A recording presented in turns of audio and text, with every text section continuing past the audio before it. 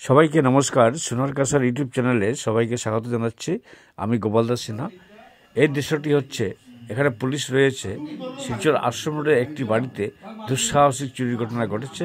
লক্ষাধিক টাকার স্বর্ণালঙ্কার সহ মূল্যবান জিনিসপত্র হাতিয়ে নিয়ে যায়। তাই আপনারা সাবধান থাকবেন। শহর এবং গ্রামাঞ্চলে প্রতিদিন চুরির ঘটনা সংঘটিত হচ্ছে, হু হু করে বাড়ছে চুরির ঘটনা। তাই আপনারা সাবধান থাকবেন, অন্যথায় আপনার বাড়ি চুরের দল ঢুকে ফাঁকা করে দেবে। পুলিশ এই ঘটনা নিয়ে তদন্ত নামলেও পুলিশ চোরদের এখনও ধরতে পারছে না। ফলে জনমনে আরও আতঙ্কের মাত্রা বাড়ছে। আমরা আমার ছেলের একটা পরীক্ষার জন্য আমরা গিয়েছিলাম গুয়াহাটি। আজ সকালবেলা আসার পর ঘরে ঢোকার পর দেখি ঘরের জানলা ভেঙে ঘর একদম তছনছ অবস্থায় আছে। সব চুরি করে নিয়ে গেছে।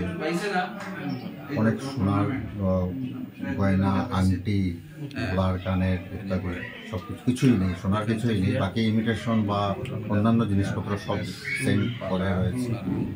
আমরা তো হতাশ এই অবস্থা দেখে। এখন পুলিশ এসছে, দেখা যাক কী হয়। আপনি কোথায় থাকেন? আপনি আশ্রম রোড, গোবিন্দবাড়ি, ঠাকুর ল্যান্ড। দুদিনের জন্য ছিলাম না ঘরে।